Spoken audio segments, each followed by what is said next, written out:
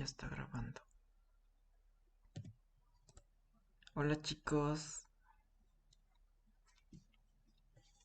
Bueno, me voy a presentar primeramente. Bueno, creo que somos poquitos. Sí, somos muy poquitos. Somos tres, sin contar conmigo. Bueno, cuatro ahora. Mm, Creo que sí se me escucha, sí. Ya, me tenía que presentar el día lunes, creo. Lunes, sí, creo que sí era lunes. Pero ha pasado algunos inconvenientes. Y bueno, eh, esta va a ser la clase número uno. Y voy a empezar hablando de la introducción a la materia de la lógica para las ciencias de la computación. Yo soy el estudiante Cristian Rodrigo Alaves Sanginés, o Cristian Sanginés, me gusta más. Bueno, ¿cuál es el objetivo general? Vamos a aprender la importancia de la lógica en la informática. Vamos a obtener un mejor razonamiento, vamos a aprender los conceptos, definiciones, algo de historia y el cómo resolver los diferentes problemas que se presenten. También se va a aprender a utilizar, aunque sea de forma básica, lo que viene a ser Prolog. Prolog es un lenguaje declarativo, ¿sí? Y bueno, está basado en lógica de predicados, ¿ya? ¿Por qué les digo esto? Pues porque cuando ustedes ya lleguen a séptimo semestre, cuando empiecen a tomar optativas, van a poder tomar inteligencia artificial que tiene mucho que ver con lógica de predicados, ¿sí? Por eso esta materia es importante. También sistemas expertos. Y sí, sí, lo estoy grabando, no te preocupes, lo estoy grabando. A ver, pero veré por si acaso.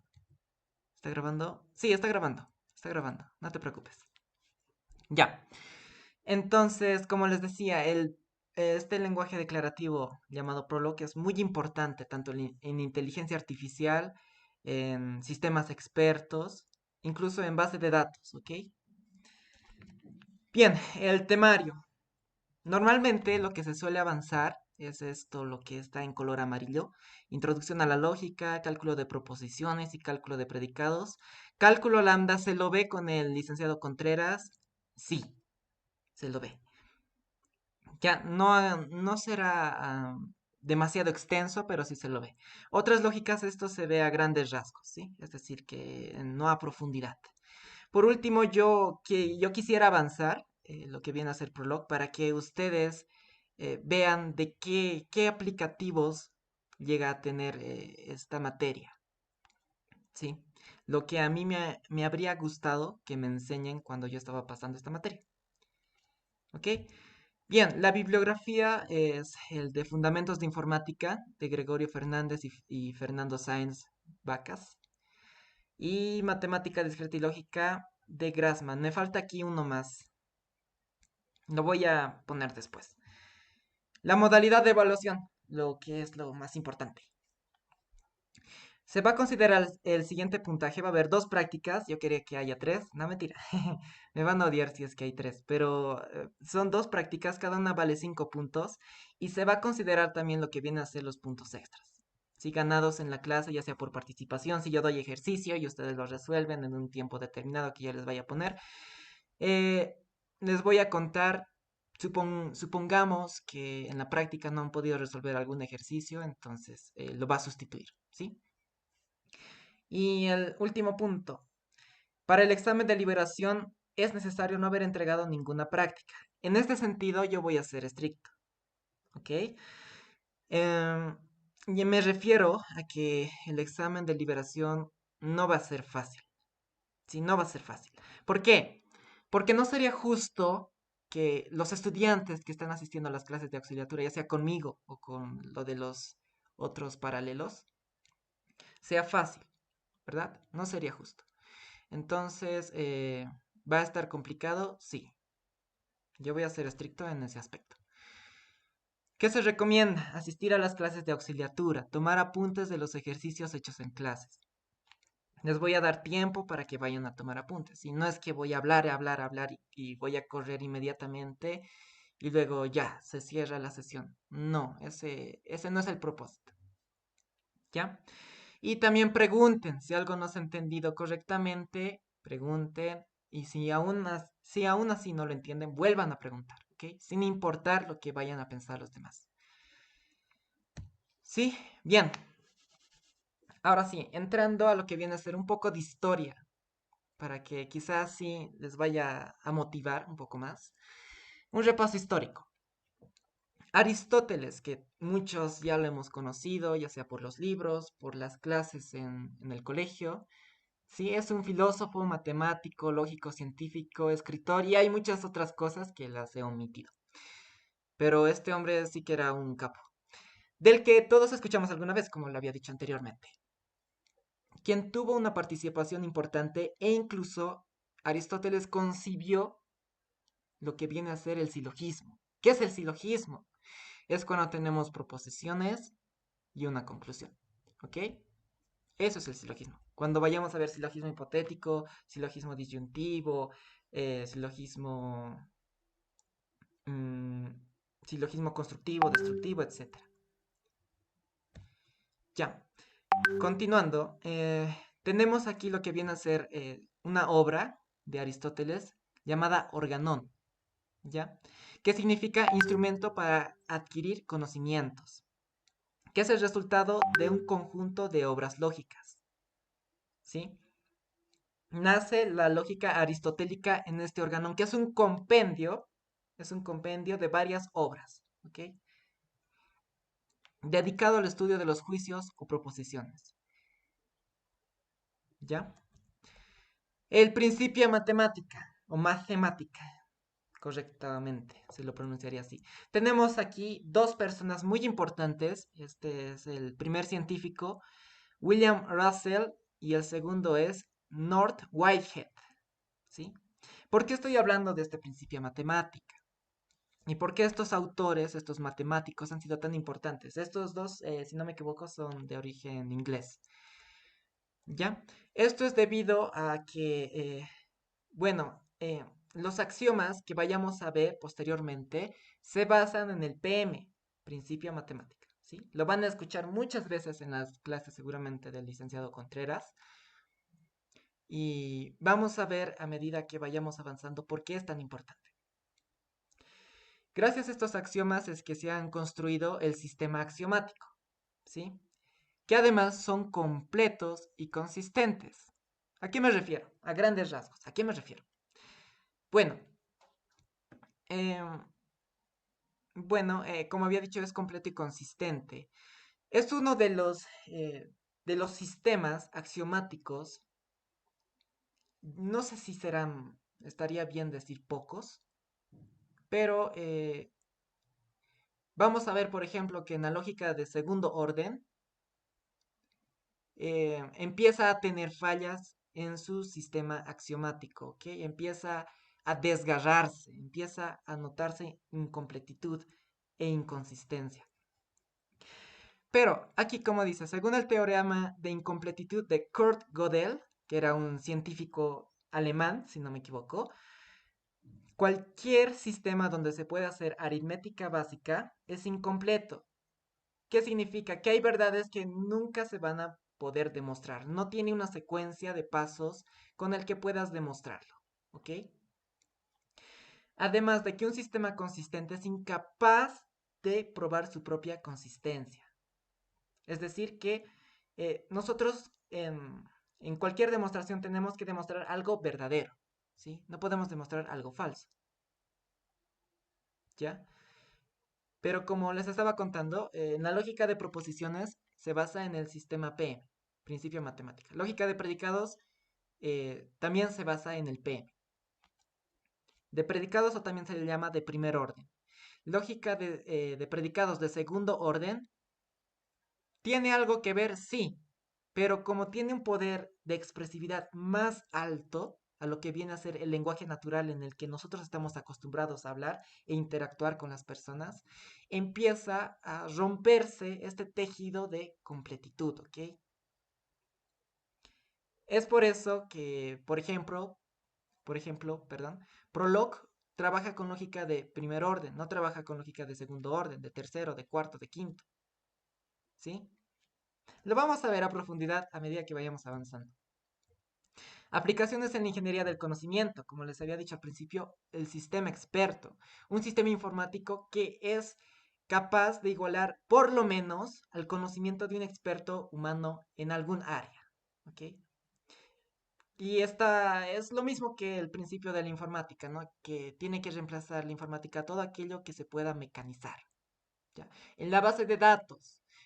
Y bueno, me estoy refiriendo a cuando vayamos a manejar Prolog en algún momento. Está formado Prolog por la base del conocimiento y lo que viene a ser las consultas, ¿sí? Esa base del conocimiento también es una base de datos, ¿ya? Pero la base de datos como tal, la que van a llevar en sexto semestre, también tiene algo que ver con esto, ¿sí? La inteligencia artificial para estudiar el comportamiento de un sistema lógico, ¿ya? Si no me equivoco, en la robótica también se lo maneja. ¿Ya? Y en la verificación de programas, véase lógica de Floyd, lógica de Hoare, que usan lógica de predicados para verificar si son válidos. Mostrar un ejemplo. Les voy a mostrar después. Por ejemplo, esto de verificación de programas, hay una materia dedicada a esto que tiene como sigla INF 282 de octavo semestre. ¿Sí? Ahí van a volver a ver lo que viene a ser lógica de predicados y van a observar, les van a dar también ejercicios, teoría de cómo la lógica de predicados está relacionado con demostrar de que un programa es correcto. ¿Ok? Entonces, podemos observar el abanico de, de aplicaciones que viene a tener lógica de predicados. ¿Sí? Bueno, esto es la primera diapositiva, aún no he acabado, por si acaso. Voy a compartir la segunda diapositiva. Un momentito, por favor. Pero, ¿qué les parece? Interesante, ¿no? Esta introducción. Saber qué es lo que puede tratar esta lógica de predicados. En otras lógicas también vamos a ver algunas cosas interesantes, ¿no? Porque nosotros estamos acostumbrados a que sea uno y cero. Pero vamos a ver que en otras lógicas hay un medio, un tercio y cosas por el estilo. Entonces es algo interesante, es algo bonito también. A ver, creo que este es. A ver, sí, este es. Ya. Em, esta segunda diapositiva trata sobre cálculo de proposiciones. Antes de entrar.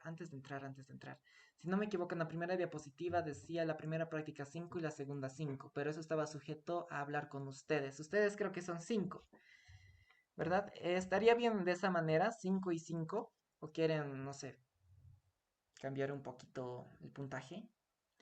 Si son tímidos, pueden escribirlo en el chat, no hay problema. Estoy con dos dispositivos y voy a poder leer sus mensajes.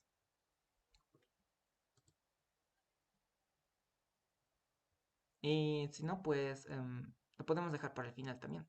Y decidimos entre nosotros los que estamos aquí pasando clases. Ya, entonces que sea al final, mientras lo piensa. Bueno, cálculo de proposiciones. Repetí la pregunta. Claro, claro, claro que sí. Bueno, en la primera diapositiva había indicado que la primera práctica va a valer 5 y la segunda 5, lo que es lo regular, ¿sí? Lo regular. Yo quería meter una práctica 3, pero ustedes me iban a odiar. Ahora, yo les preguntaba, ¿está bien ese puntaje o quieren modificar un poquito? Quizá la práctica 1 podría ser 6, la práctica 2, 4, ¿sí? Eso. Pero pueden irlo pensando. Todavía no se precipita. ¿Ya? Al final de la clase vamos a quedar. Sí, pensalo, pensalo, Fabián. Ok, cálculo de proposiciones. ¿Qué estudia la lógica y qué es la lógica? Es el estudio de los argumentos válidos correctos, ¿ok? A ver, para, para ser más exactos, ¿qué es un argumento válido? ¿Ok? es cuando de premisas podemos llegar a una conclusión, ¿ok? No significa que en la vida real vaya a ser verdadero. Creo que tengo un ejemplo que eh, muestra eso a mayor detalle. Bueno, continuando. Estudia la validez de los argumentos deductivos. Todos estos puntos de aquí son de diferentes autores, algunos son conceptos míos y que, bueno, todos casi llegan a lo mismo, ¿no? Estudia la forma del razonamiento, que por medio de reglas y técnicas se determina si es válido o no un argumento dado. Es la habilidad para poder resolver un problema de una manera coherente. ¿Qué estudia la lógica de proposiciones? Estudia las oraciones declarativas. Declarativas, ¿dónde está mi puntero? Ahora sí. Las oraciones declarativas, ¿sí?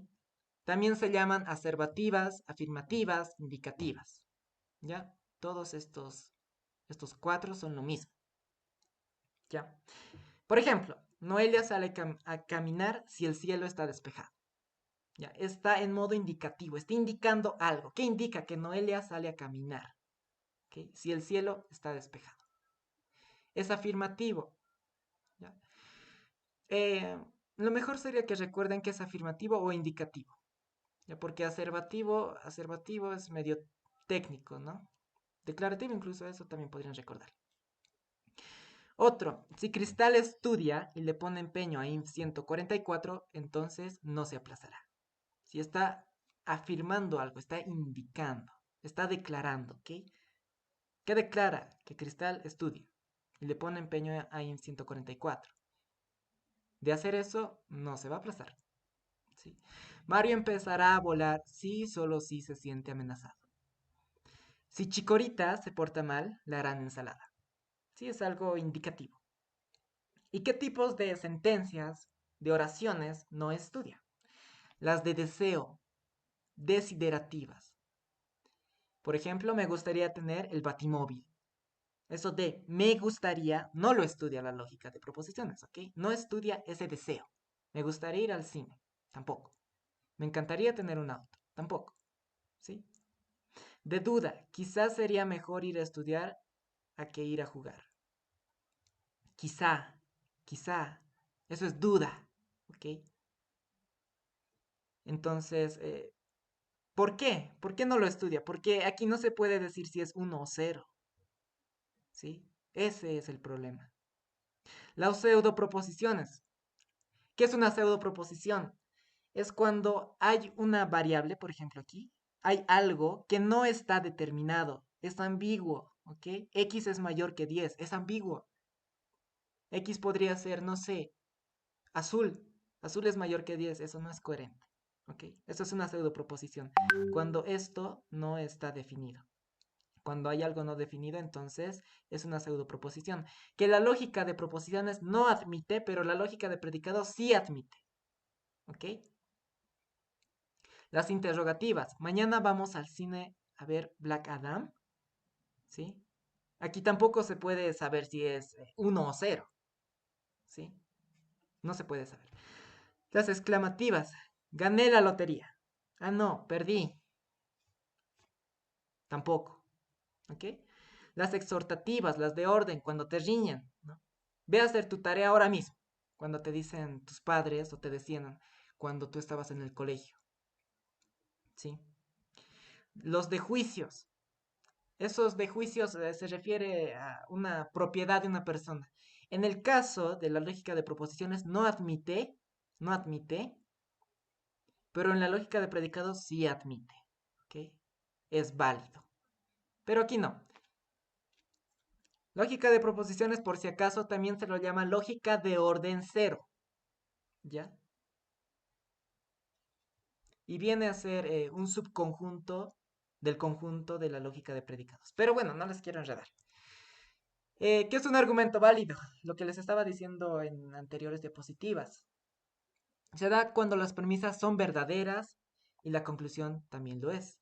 La sentencia podría ser válida, sin embargo, sus enunciados en la vida real pueden ser falsos, como en este ejemplo, por ejemplo, valga la redundancia, que dice, si 5 es primo, entonces es divisible entre 2. ¿Eso es cierto?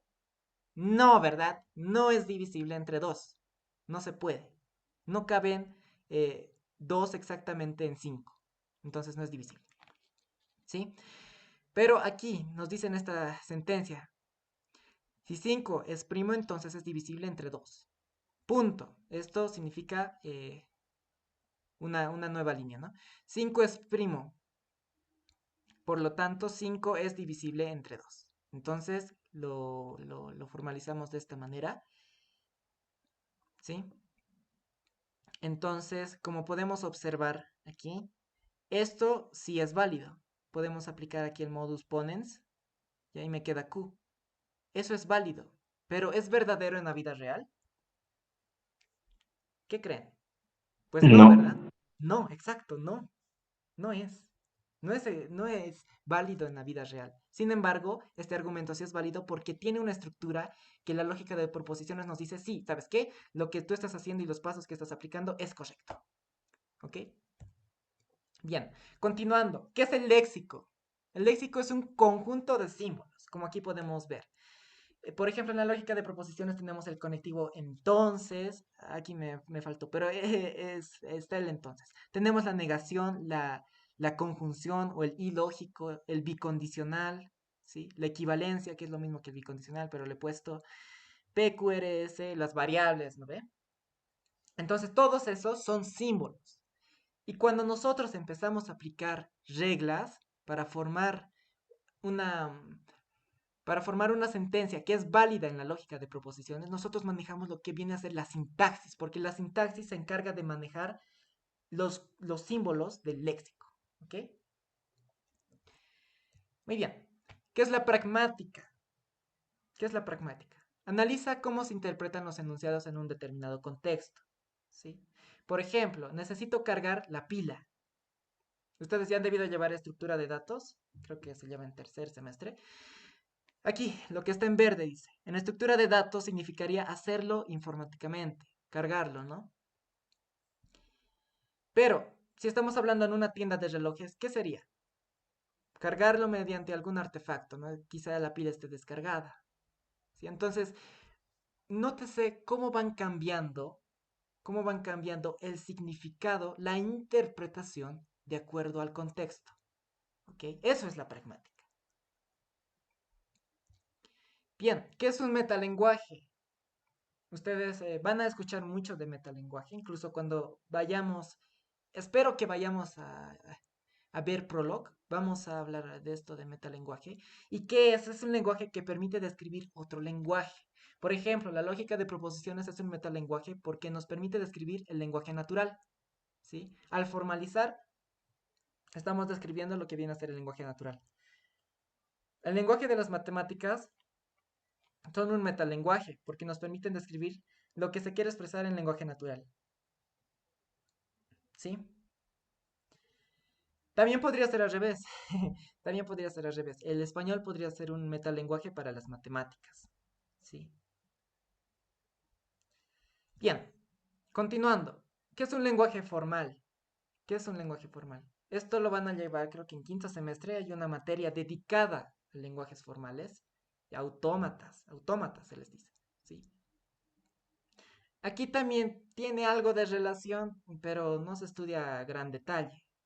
Esto de la lógica de proposiciones está basado en una gramática que viene del concepto del lenguaje formal, ¿sí? Pero es un conjunto de símbolos primitivos, P, Q, R, S, T, V, Z, con un conjunto de reglas para poder unir estos símbolos. La conjunción, la disyunción, la condicional, la bicondicional, etcétera, ¿sí? ¿Cuál es su relación con los autómatas? Lo que les decía, ¿no? Primero hay que saber qué es un autómata. Y es que están relacionados con la definición del lenguaje formal, puesto que son modelos matemáticos, ¿ok? Capaces de poder indicar si una cadena está bien formada según su gramática, ¿ya? Eso lo van a ver en 154, que es lenguajes formales. Pero a grandes rasgos es esto, ¿sí? La lógica de proposiciones tiene su gramática. Y la gramática está basada en lo que viene a ser el lenguaje formal, ¿ya? Tipos de proposición. Pero lo que les decía, en esta materia no es tan importante, ¿sí? No es tan importante. No nos vayamos a complicar demasiado. Proposición. ¿Qué es una proposición? Es una oración declarativa, como ya lo había dicho antes, ¿no? Ahora, ¿qué es una proposición simple? También llamado atómica, puesto que no se puede dividir, ¿sí? Por eso es atómica, no se puede dividir. Por ejemplo, aquí tenemos María juega y sale el sol. María juega. No podemos partirlo y decir María y juega. María entonces juega. ¿No ve? No se puede. Sale el sol, sale y el sol. Sale o el sol. No se puede partir. ¿Ok? No se puede partir. Por eso es una proposición simple o también llamada atómica. ¿Sí? Proposición compuesta, que está formada por proposiciones simples y conectivos lógicos. El entonces puede ser el bicondicional, la disyunción, la conjunción y los demás que hay. Nota esto que está en rojito, dice, siempre, pero siempre se debe denotar una proposición sin negar. Sí, siempre. Por ejemplo, si nos dieran una oración que dice, eh, no sale el sol, ¿ya? Al formalizar nosotros lo hacemos de esta manera, ¿sí? No podemos poner el no. Ahora, ¿por qué no podemos poner ese no adentro de esta variable proposicional? Si le ponemos, ya no vamos a poder usar el conectivo de la negación, ¿ok? No vamos a poder usar, ¿sí? Yo he visto en varios libros, incluso de un doctor, que le pone aquí no, sí, aquí adentro en la variable proposicional. Eso está mal, eso está mal. No puede ser, porque si está aquí, ya no tienes razón de la existencia de la negación, ¿ok? Del conectivo negación, a eso me refiero. Los conectores lógicos y su jerarquía. ¿Ya? Ahora, ¿por qué estoy hablando de jerarquía? Porque quizá les vayan a dar un ejercicio donde no esté con paréntesis, corchetes o llaves. ¿Ok? Entonces ustedes van a decir, ¿por dónde comienzo? ¿Qué es lo que tengo que hacer? Entonces es de esta manera. El de mayor prioridad es este de aquí, que es la negación. ¿Ok? Seguido de la conjunción, seguido de la disyunción inclusiva. Luego, la disyunción exclusiva, la condicional y la bicondicional, ¿ok?